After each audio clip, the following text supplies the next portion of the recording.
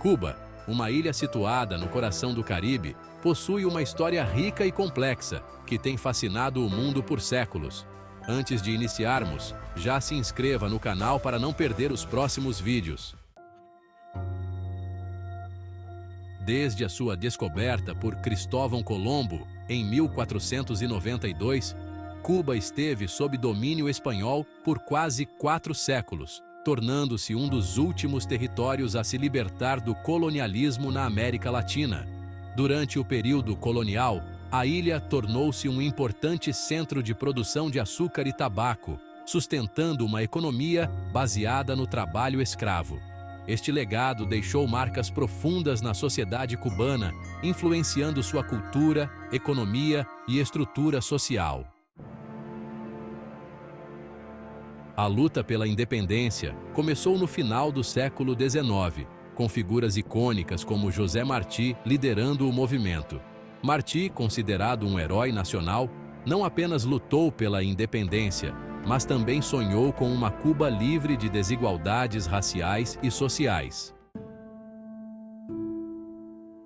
Após anos de conflito, Cuba finalmente conquistou sua independência da Espanha em 1898, mas logo caiu sob a influência dos Estados Unidos, que intervieram na ilha e estabeleceram um protetorado.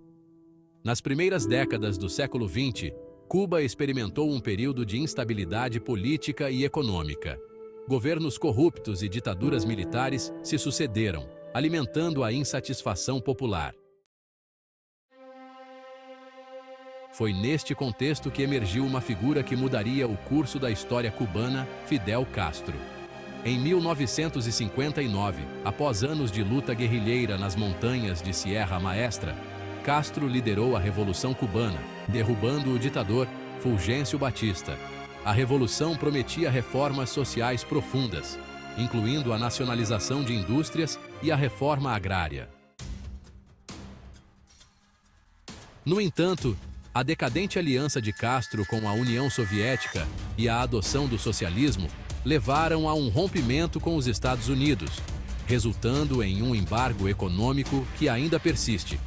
Este isolamento moldou a economia cubana, forçando a ilha a buscar alternativas criativas para sobreviver, enquanto enfrentava desafios internos e externos diante da ditadura cubana que havia se instalado. A década de 1960 foi marcada por tensões internacionais, culminando na crise dos mísseis de 1962, quando o mundo esteve à beira de uma guerra nuclear. A presença de mísseis soviéticos em território cubano levou a uma negociação tensa entre os Estados Unidos e a União Soviética, resultando na retirada dos armamentos em troca de uma promessa de não invasão à ilha. Este evento consolidou a posição de Cuba como um importante ator na Guerra Fria.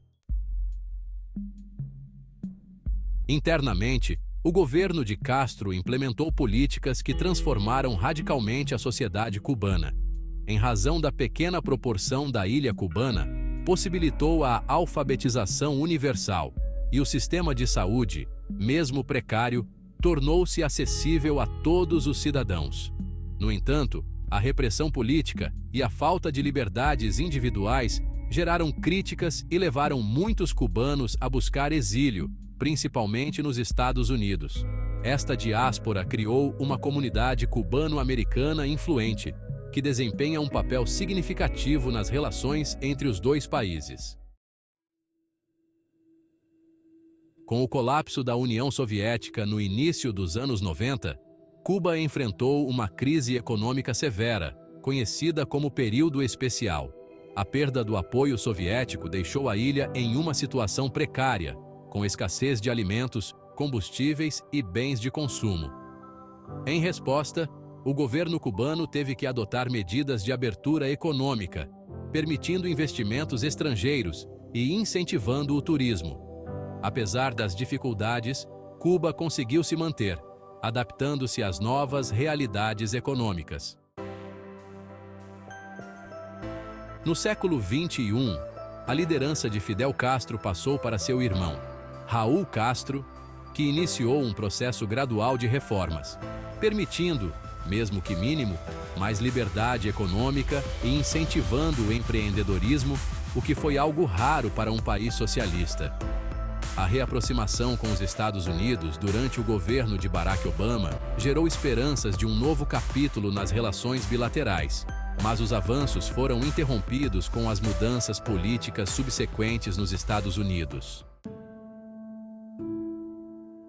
Hoje, Cuba continua a enfrentar desafios significativos, incluindo a necessidade de modernizar sua economia e melhorar a qualidade de vida de seus cidadãos, pois vivem em situação de pobreza em razão do socialismo implantado. Devido à precariedade de estrutura de Cuba, o país está submetido a situações desafiadoras, como o furacão Oscar que está próximo a chegar em Cuba. Este furacão, com ventos de 139 km por hora, está previsto para atingir Cuba neste domingo, exacerbando a crise que o país já enfrenta, com apagões e escassez de alimentos e medicamentos. Cuba está prestes a ser impactada pelo furacão Oscar, enquanto a população entra no terceiro dia sem eletricidade. O país enfrenta sua pior crise em 3 décadas, e o fenômeno climático pode agravar ainda mais a falta de alimentos e medicamentos. Autoridades no leste da ilha dizem que estão trabalhando arduamente para proteger a população e os recursos econômicos, dada a iminência do furacão Oscar, afirmou o ditador Miguel Díaz-Canel, em uma mensagem publicada na rede social X, na noite de sábado.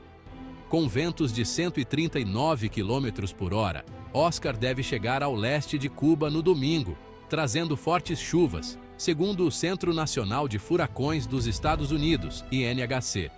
A chegada do furacão, combinada com um grande apagão que começou na sexta-feira e ocorre após cortes crônicos de energia, torna a vida dos 10 milhões de habitantes da ilha ainda mais difícil em meio a uma inflação crescente. Em outra mensagem no X, a presidência cubana relatou progressos na restauração do sistema elétrico. 16% dos consumidores já têm eletricidade e cerca de 500 megawatts estão sendo gerados.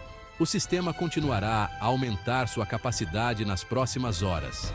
A título de comparação, o país consumiu 3.300 megawatts na quinta-feira, um dia antes do apagão total causado pelo colapso da principal usina térmica em Matanzas, no oeste.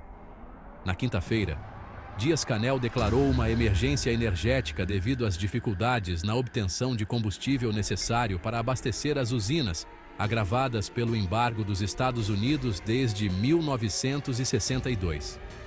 Na noite de sábado, a maior parte de Havana estava no escuro, exceto hotéis e hospitais com geradores de emergência e algumas residências com equipamentos próprios.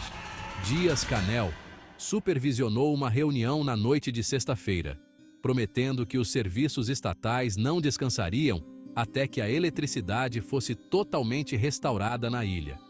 Nos últimos 3 meses, os cubanos enfrentam cortes de energia cada vez mais frequentes, com um déficit energético nacional de 30%, que chegou a 50% na quinta-feira, dia 17.